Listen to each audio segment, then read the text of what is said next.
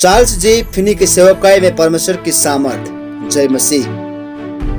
Finney की सेवकाई में परमेश्वर की सामर्थ किस तरह था और उनके जीवन में ऐसे बड़े बड़े कार्य परमेश्वर ने किस तरह किया, ये रहस्य जानने के लिए इस वचन को आप अंत तक सुनिए।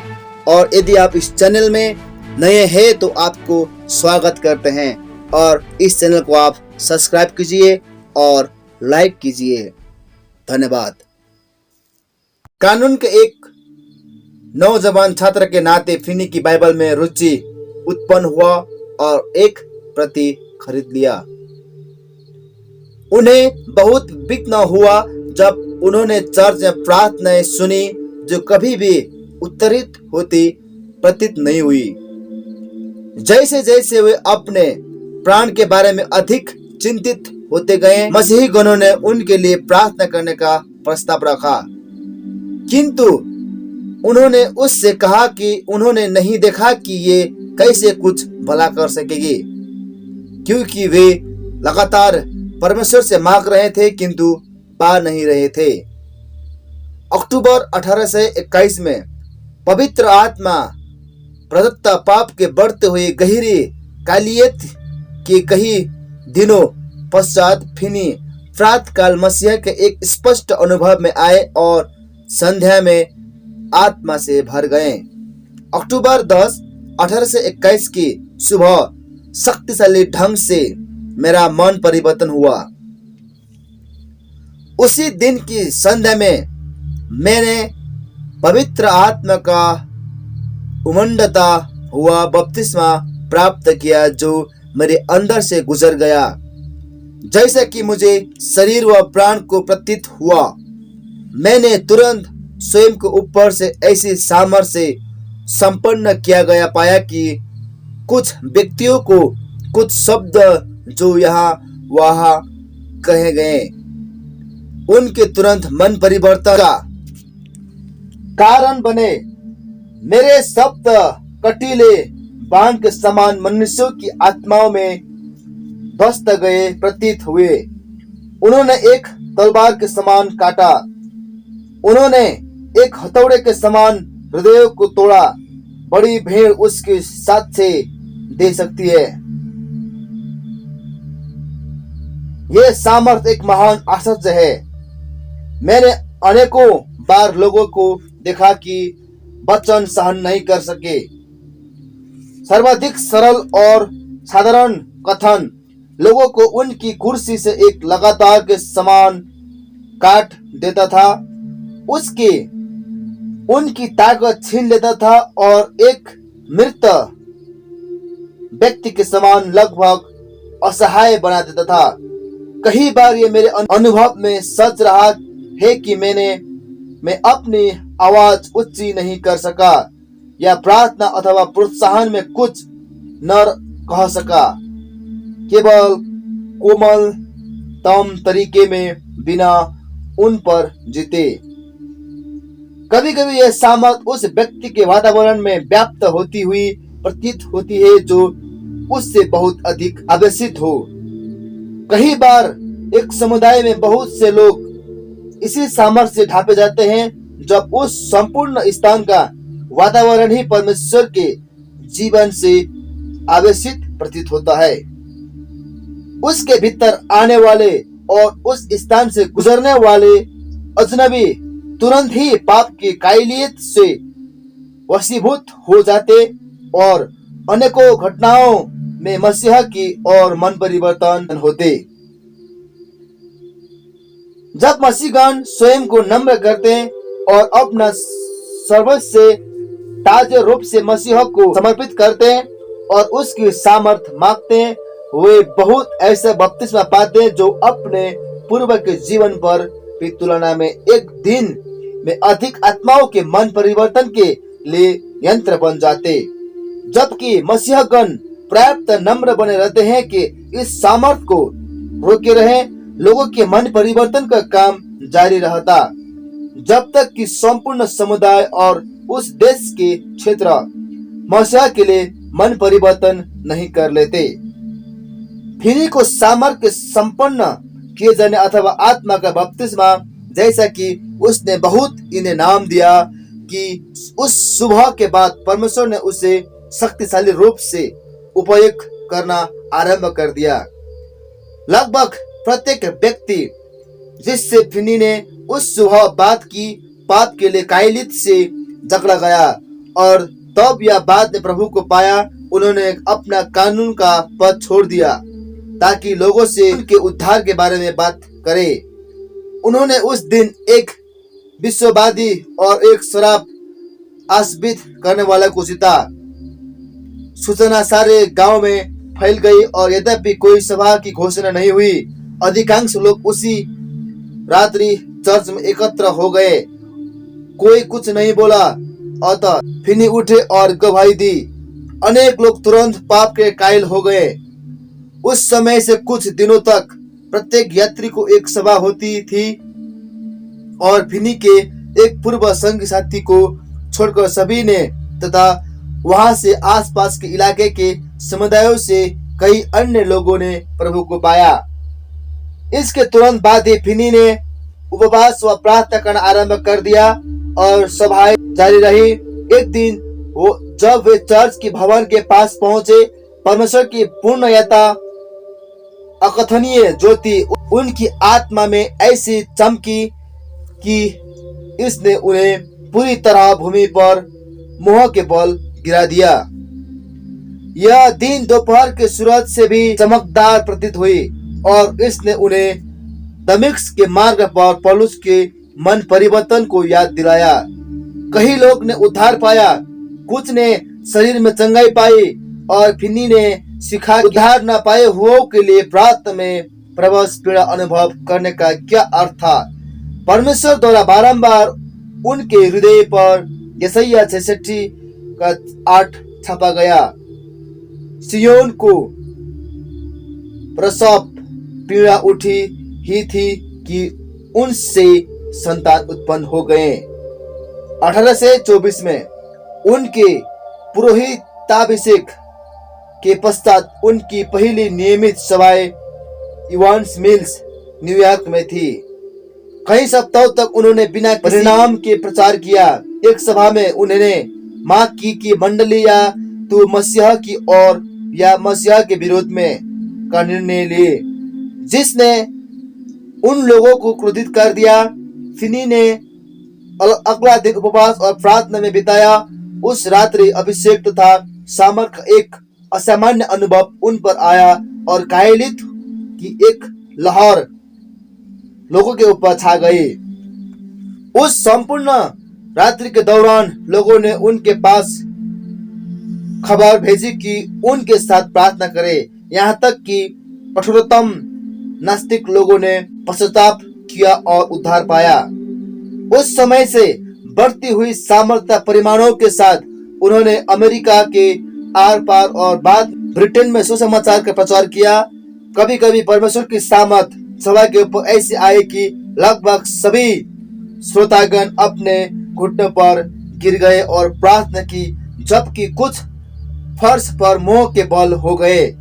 समय समय पर परमेश्वर की सामर्थ उन पर इतनी ताकत से होती थी कि उन्होंने स्वयं को अपने पैरों पर से लगभग उठा लिया हुआ महसूस किया। अन्य समयों पर जब उन्होंने सेवाकाई की, ऐसा प्रतीत हुआ कि महिमा का एक बादल उन पर दोहराया।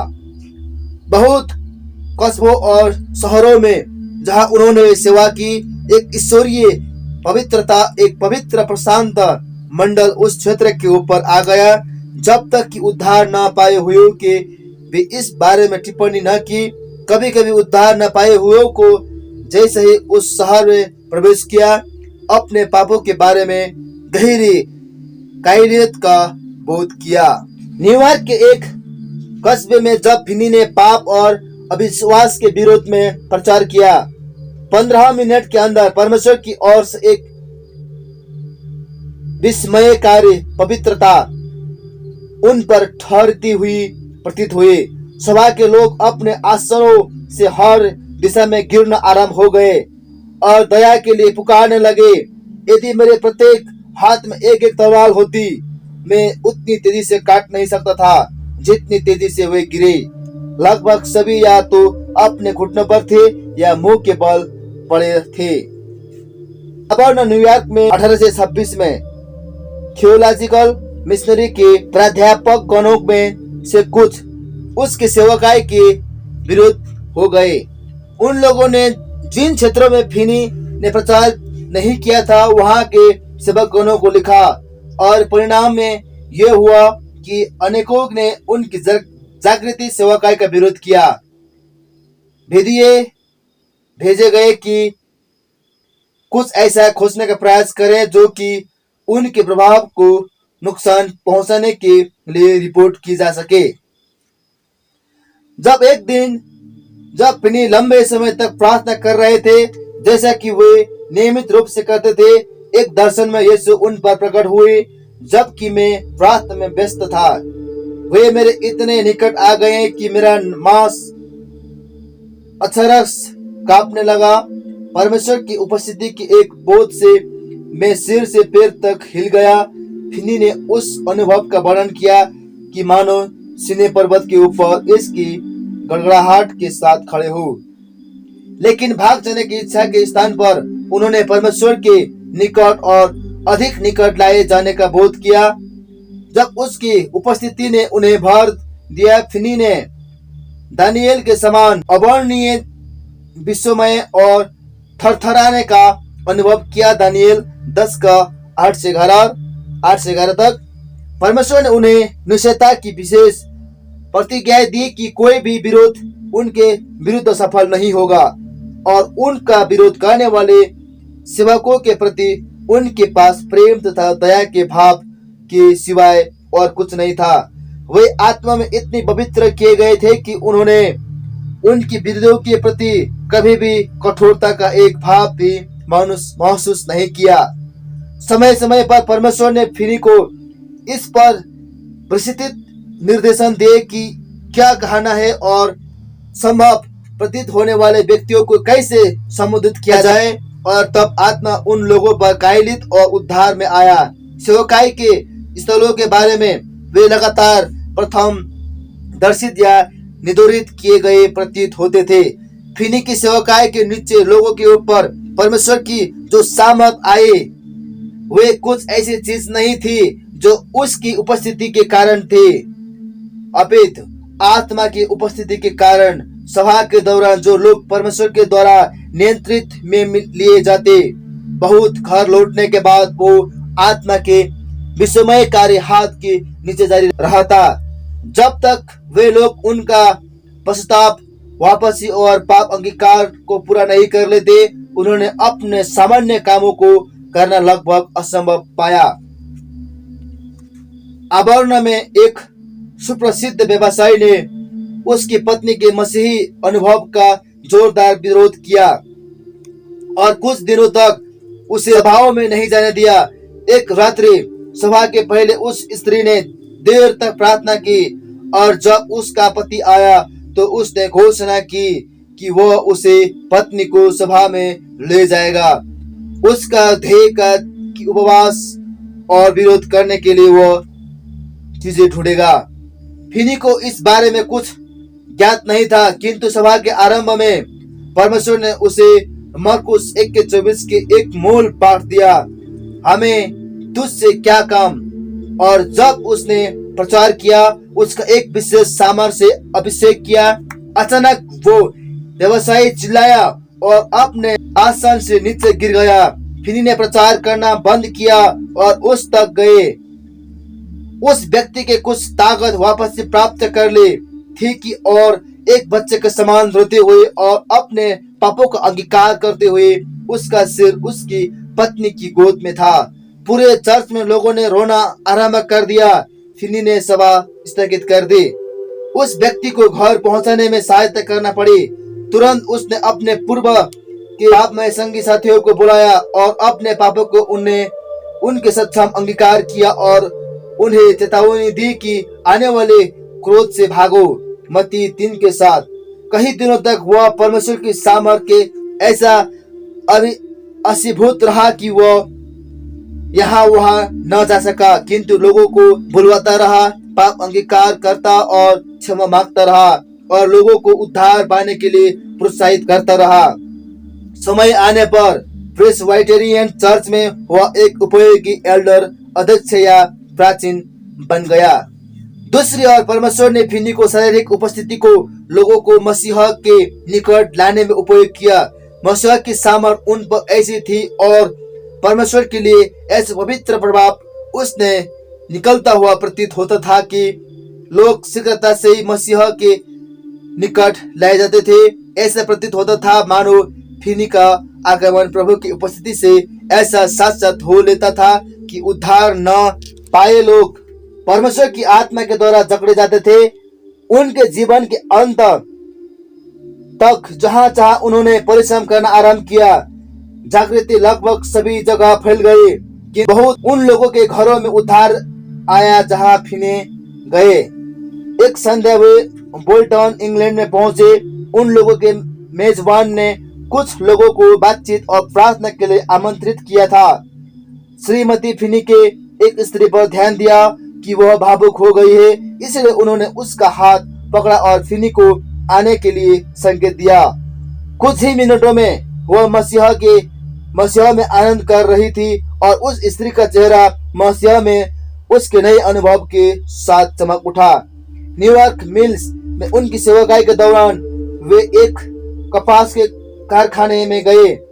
जब वे एक जवान स्त्री के 8 या 10 फुट की दूरी के अंदर आए जो एक टूटे गए धागे को जोड़ने का प्रयास कर रहे थे, वह नीचे गिर गई और आंसुओं में फूट पड़ी। कमरे में ये अन्य लोग यह देखा और रोना आरंभ कर दिया और कुछ ही मिनटों में उस बड़े कमरे लगभग सभी व्यक्ति आंसुओं में थे। प्रभु की कायलियत एक कमरे से दूसरे कमरे में फैल गई। उस कारखाने के मालिक ने महाप्रबंध से कहा कि काम रोक दिया जाए। एक बड़े कमरे में सभी कर्मचारी एकत्र किए गए और फिनी ने उससे बात की। पूरे भवन में जागृति ऐसी सामर्थ के साथ आई कि कुछ ही दिनों में उस कपड़ों के कारखाने के लगभग सभी लोगों का मन परिवर्तन हुआ। फिनी को रोम, न्यूयॉर्क में एक रविवार को प्रचार करने के लिए मनाया गया। अगले दिन कहीं कई लोग एक घर में इतनी गहराई में से भावातुर होकर इकट्ठे हुए कि फिनी के द्वारा कुछ टिप्पणी के बाद उन्होंने सलाह दी कि वे सभा को विदा करें। उन्होंने एक धीमी अनुतेजित आवाज में प्रार्थना की। लोग सिसकने और आहें भरने लगे। बिना किसी एक शब्द बोले घर जाने के लिए कहकर फिनी ने उस आवेग को निमंत्रित करने का प्रयास किया, लेकिन वे सड़क पर रोते और आहें भरते हुए चले गए। अगली सुबह प्राप्त ही से ही उनके लिए सारे शहर से टेलीफोन आने लगे कि विभिन्न घरों में जाए और गहराई के कायल लोगों के लिए प्रार्थना करे। वे और पासवान एक घर में प्रवेश करते और पड़ोसी तेजी से घुसने लगते। सारी सुबह घर जाने में व्यतीत हो गई।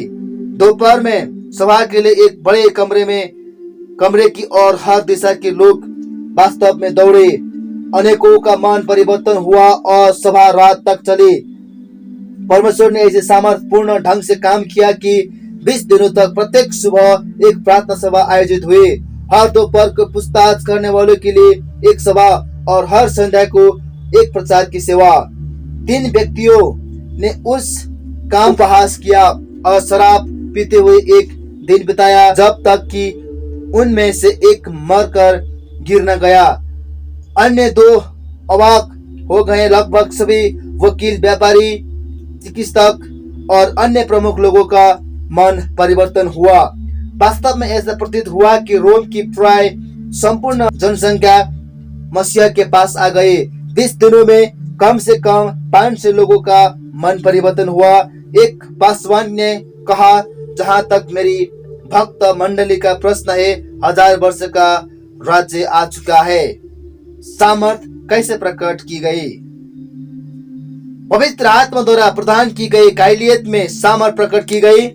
फिनी की सेवकाई के माध्यम से प्रभु की सामर्थ पाप के लिए जबरदस्त कायलियत और आत्मिक आवश्यकता में प्रकट हुई। जबकि कोई जन सामान्य है कि ऐसी कायलियत कायल व्यक्ति में भोग की कमी ले आता है। या सोने की इच्छा को खत्म देता है। फिनी की सेवकाई में लोग आत्मा के द्वारा और भी ताकत के साथ कब्जे में किए गए थे। यह मनोविज्ञान के सचेतन उपयोग अथवा भावनाओं के किसी प्रकार के परिचालन के द्वारा नहीं लाया गया था, वरन सामान्य फिनी बोलते या प्रार्थना करते सुनने के बाद यह लोग के ऊपर आत्मा का सीधा प्रभाव प्रतीत हुआ। अक्सर लोगों ने बैठने, खड़े रहने या यहाँ तक कि जोर से बोलने की ताकत कुछ समय के लिए खो दी। कभी कभी वे फर्श पर ढेर हो गए और अन्य समयों पर अचानक अपनी कुर्सियों से गिरा दिए गए। समय समय पर मजबूत व्यक्ति इतने दुर्बल हो गए कि मित्रों की सहायता से उन्हें घर पहुंचाना पड़ा। बहुत आत्मा की कायलियत ने लोगों को उनके पापों के लिए और परमेश्वर का प्रतिरोध करने के लिए तीव्र अंदरूनी दर्द व पश्चाताप से छेड़ा। फिनी ने बारंबार इस प्रकार के शब्दों में इसका वर्णन किया।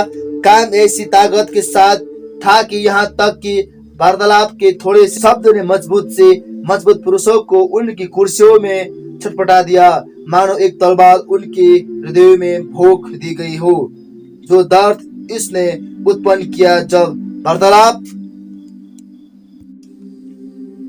के चंद शब्दों में भेदने के ढंग से प्रस्तुत किया गया, वो ऐसी व्यथा उत्पन्न करता जो असहनीय प्रतीत होती थी। जब फिनी ने फिलाडेल्फिया में 1829 में कुछ महीनों के लिए प्रचार किया, परमेश्वर ने लठकवारों के मध्य काम करना आरंभ किया, जो अपने लट्ठे दिलावरी नदी से बेचने के लिए लाते थे। अनेकों ने परमेश्वर को पाया और नदी किराने के अपने स्थानों को लौट गए और दूसरों को उद्धार के लिए प्रार्थना करना आरंभ कर दिया। 2 या 3 लकड़हारे जो अपनी छोटी झोपड़ियों में अकेले रहते थे, जो किसी सभा में उपस्थित नहीं हुए और परमेश्वर के बारे में लगभग कुछ नहीं जानते थे, उनके बारे में कई ऐसी घटनाओं की सूचना मिली। वे अचानक ही अपनी झोपड़ी में कायल होते, बाहर जाते और अन्य लकड़वारों से पूछते कि क्या करें और अद्भुत तरीके से उद्धार पाते। 80 मील से अधिक के क्षेत्र में 5000 से अधिक लोगों का मन परिवर्तन हुआ। जबरदस्त प्रार्थना के बोझों में सामर्थ प्रकट हुई। फिनी का तब मन परिवर्तन हुआ था जब वे जंगल में प्रार्थना कर रहे थे। उस संध्या जब वे एक आग के पास बैठे थे, आत्मा ने उन्हें एक शक्तिशाली ढंग से बपतिस्मा दिया और उनकी आत्मा पर प्रेम की लहर उठ चली। जल्द ही फिनी ने दिन का उजाला होने से बहुत पहले प्रार्थना करने की आदत आरंभ कर दी। समय समय पर अन्य लोग उनके प्रार्थना इसके समय में जुड़ जाते थे। अक्सर मन परिवर्तन लोग प्रार्थना के लिए एक जबरदस्त जोश से जकड़ जाते थे। उनकी बात की सेवकाई में 2 सेवकगण समय समय पर सारी गतिविधियों को किराने रखते और स्वयं को फिनी के सेवकाई के लिए महीनों प्रार्थना में देते थे। एक नौजवान मसीह के रूप में फिनी को बहुत परमेश्वर के साथ संगति के ऐसे बहुमूल्य अवसर मिले कि उन्होंने कहा तब वर्णन नहीं किए जा सकते थे। उपवास के उनके दिन बार बार रहते थे, एक ऐसी रीति जो आजीवन उनकी सेवकाई का गुण रहा है। समय समय पर परमेश्वर की सामर्थ्य उन्हें दूसरों के लिए ऐसी गहराई से बोझ से ढक लिया कि वे शब्द से गहराई से ऊंची आवाज में कराते आहा भरते। उनके जीवन प्रयत्न की सेवकाई के दौरान उन्होंने अक्सर व्यक्त किया कि उन्होंने स्वयं को भावप्रवण प्रार्थना व उपवास में दे दिया। बहुत नए उद्धार पाए हुए पर प्रार्थना के जबरदस्त बोझ आए। उद्धार न पाए हुए के लिए बोझ के साथ कभी कभी उन लोगों ने सारी रात प्रार्थना की जब तक वे कि शारीरिक रूप से चूर्ण हो गए। प्रार्थना सभाएं बढ़ती गई। समय समय पर कई उद्धार पाए हुए सहमत हुए कि एक के बाद एक उद्धार न पाए हुए के लिए सफल प्रार्थना की जाए और वे अनेकों को प्रभु के पास लाए जाते हुए देखे।